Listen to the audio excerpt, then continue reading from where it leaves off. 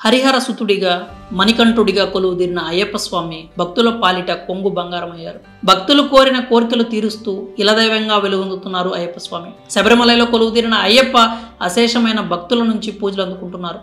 ఇరు తెలుగు రాష్ట్రాల్లో అయ్యప్పను ఇష్టదైవంగా కొలిచే భక్తులు ఎక్కువగా ఉంటారు. ప్రతి ఏటా కార్తీక మాసం ప్రారంభం అవ్వగానే అయ్యప్ప దీక్షలు ప్రారంభమవుతాయి. ఎంతో నిష్ఠతో భక్తి శ్రద్ధలతో దీక్షను చేపడతారు.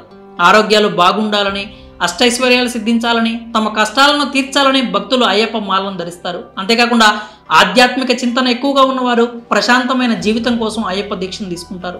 స్వాములు మాలధారణ చేసిన నాటి నుంచి 41 రోజులు దీక్ష తీసుకొని ఇరుముడి కట్టుకుని అయ్యప్పను ఎంతో నిష్ఠతో పూజిస్తారు. మాల ధరించిన నాటి నుంచి చన్నీటి స్నానం, కటిక నేలపై నిద్రించడం, మిత భోజనం, నిత్యం అయ్యప్ప నామ స్మరణతో భక్తి పారవశ్యంలో మునిగి తేలుతుంటారు. దీక్షాకాలం పూర్తి అయిన తర్వాత అయ్యప్ప స్వాములు శబరిమల అయ్యప్ప సన్నిధానానికి చేరుకుంటారు. మకర సంక్రాంతి రోజున మకర జ్యోతి దర్శనం చేసుకుని దీక్షను విరమిస్తారు. అయితే దీక్ష సమయంలో అయ్యప్ప స్వాములు నలుపు రంగు వస్త్రాలను మాత్రమే ధరిస్తారు. స్వాములు నల్లటి దుస్తులను మాత్రమే ధరించడం వెనుక పలు శాస్త్రీయ ఆధ్యాత్మిక కారణాలు ఉన్నాయి. ఆధ్యాత్మిక కారణాలను పరిశీలిస్తే అయ్యప్ప స్వామి శనీశ్వరుడికి ఒక మాట ఇస్తాడు. మీరు ఏలినాటి శని గురించి వినే ఉంటారు. ఏలినాటి శని అంటే 7 సంవత్సరాలు శని ఉంటుందని చెప్తారు. శనీశ్వరుడు మనుషులను 7 సంవత్సరాలు పట్టి పీడిస్తాడు.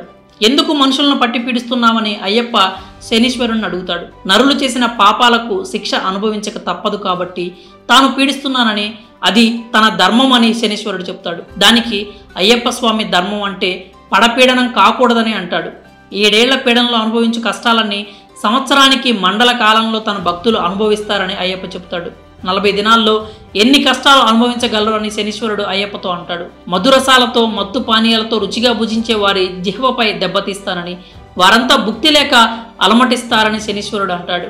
అంటే అప్పటి వరకు మాంసం, మసాలా ఆహారం తిన్నవారికి రుచి అనేది తెలియనివ్వకుండా చేస్తా అని అంటాడు. దానికి అయ్యప్ప తన భక్తులు సాత్విక ఆహారంతో ఏకపుక్తం చేస్తారని మాటిస్తాడు.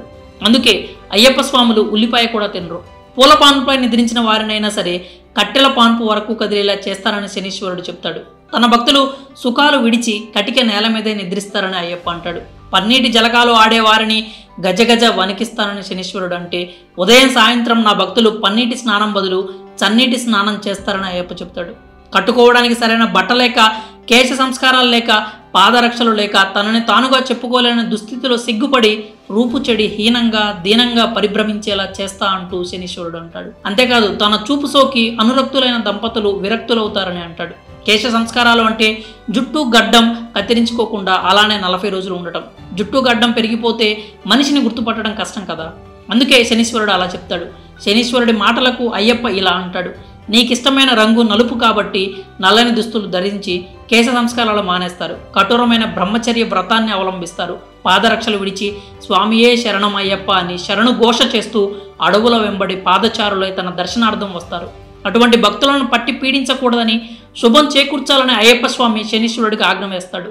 అలా శనీశ్వరుడు విధించే ఏలినాటి కష్టాలని 40 రోజులు అయ్యప్ప దీక్షలో ఉంటాయని, ఆ విధంగా శనీశ్వరుడి వృత్తి ధర్మానికి భంగం కలగకుండా చేస్తాడు అయ్యప్ప స్వామి. ఇక శాస్త్రీయ కోణంలో ఆలోచిస్తే పలు ఆరోగ్య ప్రయోజనాలు కూడా ఉన్నాయి. అయ్యప్ప దీక్షను చేపట్టిన నాటి నుంచి స్వాములు తెల్లవారుజామున నిద్రలేచి చన్నీటితోనే స్నానం చేస్తారు. దీనివల్ల శరీరంలో రక్త ప్రసరణ వ్యవస్థ మెరుగుపడుతుంది.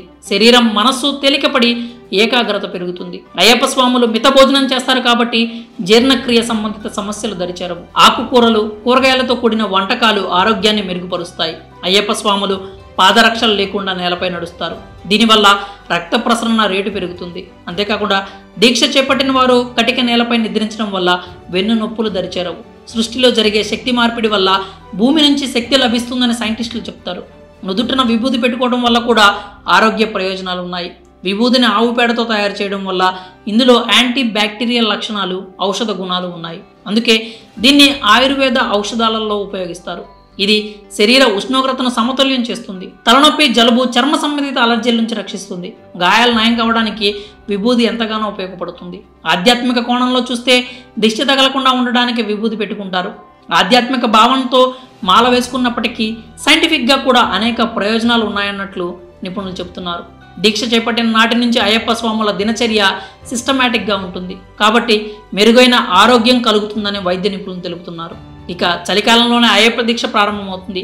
దీక్ష సమయంలో చన్నీటి స్నానం చేస్తారు స్వాములు. ఈ సమయంలో నలుపు రంగు దుస్తులను ధరించడం వల్ల సూర్యరశ్మి గ్రహించి శరీరానికి చలి నుంచి రక్షణ కల్పిస్తుంటుంది. మరి అయ్యప్ప మాలను ధరించడం వెనుక ఉన్న శాస్త్రీయ ఆధ్యాత్మిక కారణాలు, వాటి వల్ల కలిగే ప్రయోజనాలపై మీ అభిప్రాయాలు ఏంటో కామెంట్స్ రూపంలో తెలియజేయండి.